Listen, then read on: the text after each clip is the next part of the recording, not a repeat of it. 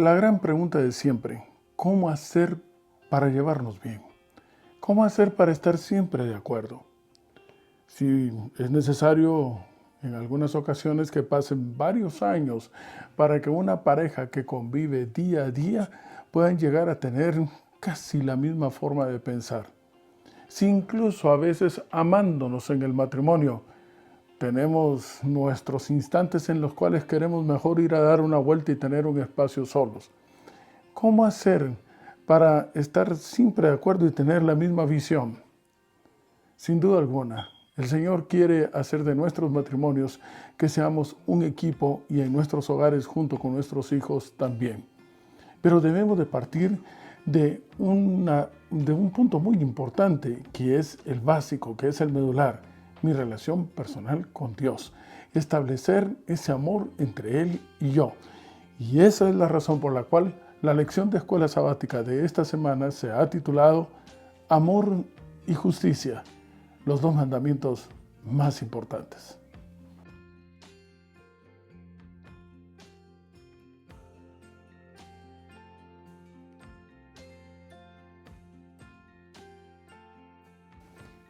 Y me encuentro en el Nuevo Testamento, en el libro de Primera de Juan, en el capítulo 4 y el verso 8. Sin duda alguna, ustedes dirán, no es necesario buscarlo porque lo sabemos de memoria. Sin embargo, abro la palabra de Dios y doy lectura. Primera de Juan, capítulo 4, verso 8. El que no ama no ha conocido a Dios, porque Dios es amor. Esencialmente, el Señor es amor. La pregunta que se hace en la lección de esta semana es, ¿cuál es el mandamiento más importante? Pero esta pregunta surge no de forma antojadiza del editor, sino en base a Mateo capítulo 22, y estoy en el verso 34 y 40. Si usted me acompaña, voy a Mateo capítulo 22, el verso 34 al 40. Una conversación que hubo entre los fariseos y el Señor. Ellos pretendiendo hacer caer en una trampa a Jesús, uno de ellos, en el verso 35, intérprete de la ley, preguntó, Maestro, ¿cuál es el gran mandamiento en la ley? O en otras palabras, la interpretación a la pregunta sería, ¿cuál es el más importante de todos? Y Jesús le dijo, amarás al Señor tu Dios con todo tu corazón. A la letra textual, este no es un mandamiento que básicamente diríamos está literalmente escrito de esa forma. Y sin embargo, el Señor continúa. Y con toda tu alma y con toda tu mente. Pero no se queda ahí. Va al verso 38. Y este es el primero y grande mandamiento e importante. Pero el 39 dice, y el segundo, o sea, hay dos, es semejante. Amarás a tu prójimo como a ti mismo. Si nos quedáramos hasta el verso 39, diríamos, bueno, es verdad, el Señor ha considerado que hay dos mandamientos que son más importantes, o en otras palabras, los otros son de menos importancia.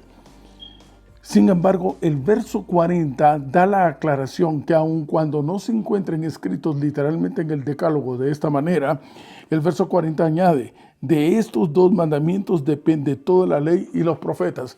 Entiéndase por mandamientos aquellas directrices, ordenanzas dirían en otras palabras actualmente, la hoja de ruta a seguir. Estos dos mandamientos en los cuales estas dos guías son las que prácticamente resumen toda la manera de ser del Señor. En otras palabras, todos son importantes, puesto que con que se viole uno de ellos se están violando todos los demás. Así que no existe ninguna relación de un grado de importancia entre uno y otro. Todos son esenciales porque en conjunto establecen lo que es básicamente la relación, en primer lugar, con el Señor y en segundo lugar, con el prójimo. Y esto me lleva entonces a un ejemplo que es el que encontramos en el joven rico en Mateo en el capítulo 19. A la pregunta que es incomprensible aparentemente por el joven rico en el verso 22, cuando Jesús le dice, oye, bueno, si es cierto que has guardado ya todos los mandamientos, pues bien, entonces ahora, mira, ¿sabes qué? Deja todo lo que posees y sígueme. Y en el verso 22 la respuesta es terrible. Oyendo el joven estas palabras, se fue triste ¿Por qué? Porque tenía muchas posesiones.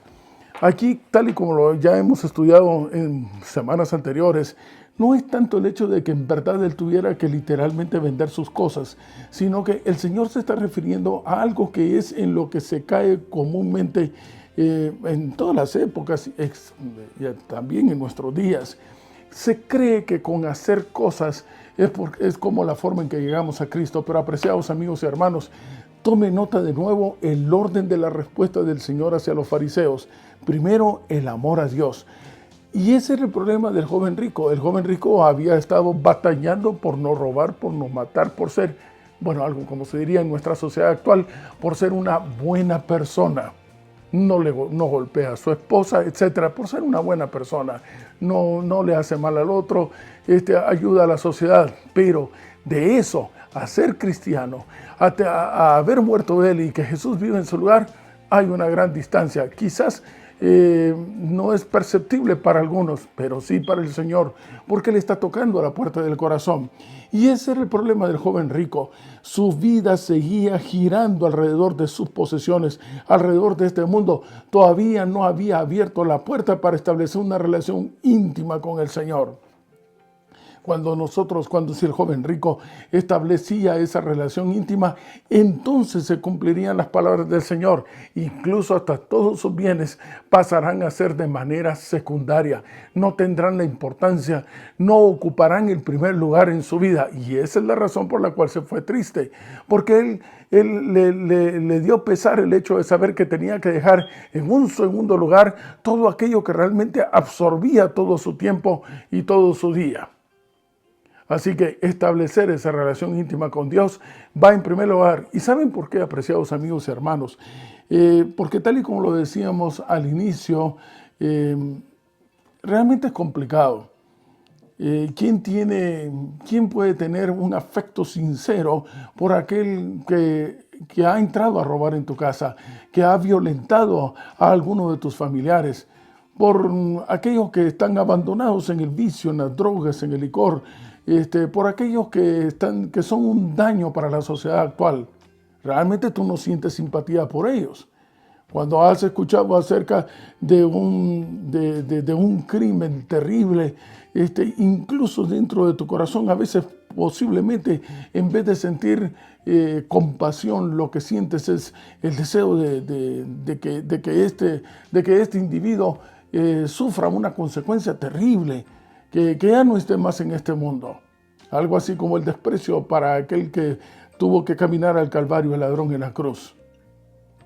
Pero cuando ya no vives tú, cuando el que vive dentro de mí es el Señor, entonces pasamos a sentir la simpatía, la compasión, la empatía, el dar tu vida por el prójimo. Y ahí es donde viene entonces la relación en segundo plano, que estableciendo primero una relación íntima con el Señor, entonces como consecuencia vendrán todas las cosas por añadidura, incluso el amar al prójimo, el tener compasión por el extraño, el estar dispuesto a correr la segunda, la tercera y todas las millas que sean necesarias, incluso por el desconocido. Ya no digamos por aquellos que están cerca de nuestro corazón. Apreciados amigos, hermanos, una vez más, pocas cosas vale la pena aprender en la vida. Esta, sin duda alguna, es una de ellas. No es haciendo cosas que llegamos a Cristo, no es dando nuestras ofrendas, no es tratando de cumplir, de ser una buena persona, de ser una persona positiva para la sociedad como lo era el joven rico, no es dando nuestras posesiones, porque tal y como dice 1 Corintios capítulo 13, verso 3, sin Dios pues de nada sirve. No es de esa forma que llegamos a Cristo, porque le permitimos entrar a nuestro corazón a aquel que está tocando la puerta y estamos de acuerdo en que sea nuestra familia, que cene con nosotros y que se quede ahí para siempre. Es que como consecuencia entonces llegamos a tener la mente de Cristo, diría Pablo, y empezamos a ver las cosas como Él las ve. Empezamos a contemplar en el drogadicto, en el vicioso, en el pendenciero, en el criminal, no los actos que exteriormente le está haciendo, sino que empezamos a contemplar en esa persona a un alma por la cual el Señor también vino a morir en la cruz del Calvario. Y entonces sentimos la compasión de poder establecer que Él sea otro receptor de un mensaje de salvación y de vida eterna, aun cuando quizás tenga que sufrir las consecuencias de sus actos en este mundo. ¿Me está siguiendo con lo que quiero decir? Ahora, a la pregunta, si no existe un mayor mandamiento, sino que básicamente todo se debe circunscribir en establecer de nuevo una relación íntima con Dios, la pregunta es, entonces, ¿cuál sería el peor pecado o el más grande pecado? Yo disiento en este momento con aquellas personas que le dan ciertos títulos, que si la idolatría, que si el blasfemar de su nombre, que si odiar al prójimo, etc. No, apreciados amigos y hermanos, una cosa es la forma en que tú estás pecando y otra cosa lo que es pecado en sí. El pecado en sí se ha tipificado única y exclusivamente como transgresión de la ley de acuerdo a Romanos. Por lo tanto, entonces, pecado que es haber roto esa relación íntima con el Señor. ¿De qué manera la has roto? Si matando, si mintiendo, si siendo un adúltero, si de cualquiera si siendo un idólatra, etcétera. ¿Eso qué más da? ¿Qué más da por qué parte de la casa entró el ladrón? El punto es que entró, pero lo más importante es que robó. Aquí el punto no es cómo pecas, sino el hecho de haber pecado. Y pecado solamente hay una manera, solamente se tipifica y recibe ese nombre, ese delito, por así decirlo, cuando tú rompes una relación íntima con Dios. Eso es pecado. El desconectarse de la fuente de la vida que es el Señor. El desconocer a Dios como nuestro Creador. Necesidad por la cual entonces, dado su amor eterno por nosotros, se ha convertido también y se ofrece hacia nosotros como nuestro Redentor y por supuesto como nuestro Salvador, siempre y cuando aceptemos su sacrificio en la cruz en lugar nuestro. Espero haber dado a entender bien la variante de lo que estamos hablando. Así que veamos, por ejemplo, el aspecto de la idolatría. No tendrás dioses ajenos delante de mí, dice el mandamiento. Vamos, si en nuestra relación de amor con el Señor, si esa relación está establecida, pues entonces tú no estarás fijando tu relación de amor hacia otro lado, que sería entonces, en este caso, idolatría. A ver si me explico. Tienes una relación con el Señor, no hay idolatría en tu corazón. En el momento en que rompes tu relación con el Señor, automáticamente alguna de las cosas, no importa cuál sea la variante, se convertirá entonces en el centro de tu vida y eso se convertirá entonces en aquello que tú estás idolatrando o que todo aquello que esté sustituyendo la posición que a Dios le corresponde. Bíblicamente hablando, te voy a dar entonces ahora no una pista, te voy a dar un verso que es bastante fuerte y bastante correcto. Muchos dicen, mira, en el Nuevo Testamento no se habla acerca de los ídolos ni de las imágenes, etc. Sin embargo, te tengo un texto que compartir y este se encuentra en Hechos, en el capítulo 17 y el verso 29. Acompáñame por favor a Hechos, capítulo 17, verso 29. Y dice la palabra de Dios, siendo pues linaje de Dios, aquellos que ya no vivimos nosotros, sino que vive Jesús en nuestro lugar, no debemos pensar, ya no digamos de hecho, pensar que la divinidad sea semejante a oro o plata o piedra, escultura de arte y de imaginación de hombres. ¿Me está siguiendo, apreciado amigo y hermano? Así que el término que estamos también estudiando es el término de la justicia.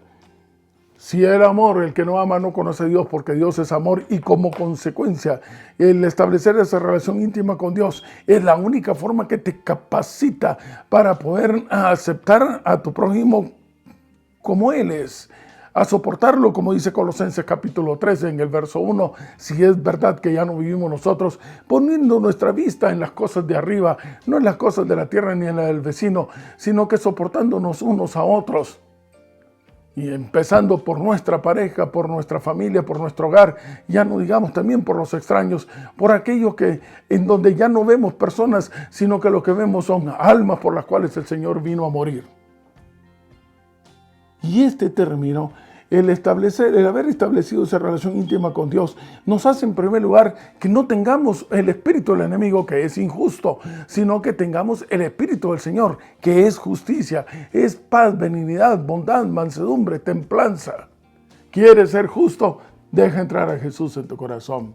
¿Quieres amar a todas las personas? Deja entrar a Jesús en el corazón. ¿Quieres tener bondad, mansedumbre y templanza? Tomar las cosas con serenidad, tener la visión de la fe del futuro, de que las cosas un día pronto estarán bien y volverán a ser buenas en gran manera. Deja entrar entonces a Jesús en el corazón. ¿Quieres tener la seguridad absoluta de que aun cuando el cuerpo se desparrame dentro de ti, te levantarás de entre los muertos y vivirás para siempre? Deja entrar a Jesús en el corazón. Deja de vivir tú, deja que Él viva en tu lugar. Conéctate a la fuente de la vida, que es el Señor. ¿Y quién es el prójimo entonces? La palabra prójimo, una palabra latina de próximo, que es el que está más pronto, el que está más cerca. Saben, apreciados hermanos, eso de, regresando un poquito al punto de amar a Dios, Pablo decía, soy siervo del Señor. Y es interesante que esta primera observación la podemos encontrar en el libro de Romanos en el capítulo 1 y verso 1. Lo que voy a comentar a continuación lo hago para beneficio y amor de algunas personas que han hecho una diferencia entre lo que es ser siervo y ser esclavo. Pero déjenme contar lo siguiente. A la luz de Filemón, capítulo 1 y verso 1, la palabra de Dios dice que nos consideramos prisioneros en el Señor. ¿Y el prisionero qué quiere? Pues quiere ser libre. Pero en este caso no se busca la libertad, no se busca la libertad de Jesús, sino que se busca la libertad del pecado, porque hay dos contendientes, hay dos que quieren ser amos de tu vida. O estás encarcelado para servicio del enemigo, o estás encarcelado para servicio del Señor. Saben que en la época de los romanos, el vocablo esclavo viene de eslavo, todos aquellos países que estaban en Europa del Este. Estamos hablando entonces de lo que hoy sería tal vez Checoslovaquia, Rumanía, Ucrania, todo Serbia. Todos estos lugares que fueron eventualmente dominados por el Imperio Romano. Pero en el latín, en vez de esclavitud, se le decía servi, de servicio, de servidor. De hecho, llegaron a tener cierta autonomía porque se les dio una parte de territorio, aun cuando no podían salir de él, para que lo trabajasen, fueran dentro de ese círculo, fueran libres con sus propios hogares, pero presentaban un tributo al dueño de la propiedad, al feudal. Pero este principio de servidumbre, que los romanos no le llamaban esclavitud, para algunos era, en aquellos que se vendían y se compraban, era una situación que buscaban la libertad y que era por opresión forzosa. Sin embargo, también dentro del servicio, dentro de la esclavitud, estaban aquellos que voluntariamente renunciaban a su libertad porque llegaban a la conclusión que estaban en mejores condiciones de vida cuando estaban dependiendo de alguien, de un amo, de un dueño, de un propietario de ellos, de un señor. Por eso es de que también el término Señor, aquel que es propietario y que es dueño, incluso de mi corazón. Y por supuesto, a la luz de Gálatas capítulo 2, verso 20, entonces diremos, estoy encantado de renunciar a mi libertad y prestar y ponerme en servicio, ser un siervo, encarcelado, si tú quieres, prisionero, esclavo, como tú quieras llamarle, pero estar listo para poder servir a mi Señor, a mi Salvador, a mi Redentor, porque ni aun cuando yo le dedique toda mi vida, puedo yo reponer o retribuir, ese sería el vocablo, retribuir lo que Él ha hecho por mí. ¿Qué cosa? El que inmerecidamente me vuelva a poner en el estatus de ser considerado hijo de Dios, imagen y semejanza del Creador, que Dios como Él. No esperemos, apreciados amigos y hermanos, si quedó claro el punto anterior, no esperemos entonces justicia de este mundo, porque este mundo está regido precisamente por el príncipe de la injusticia.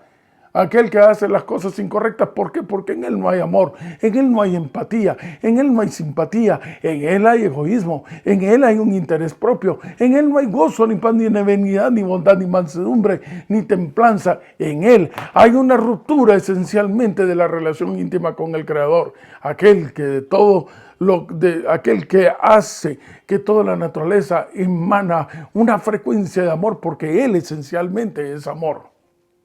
La justicia, entonces, darle a cada quien en la posición que le corresponde, que todos estén contentos con aquello que merecen. Eso proviene únicamente de aquel que tiene en sí mismo una fuente inagotable que reverbera de amor hacia cada uno de nosotros, que se desborda por nosotros. ¿Quieres desbordarte por amor?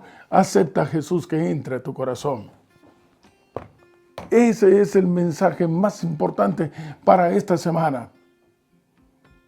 El mandamiento más importante entonces, amar a Dios sobre todas las cosas, porque de Él entonces emanará el amor al prójimo, lo que se divide entonces en los 10 mandamientos, su manera de ser.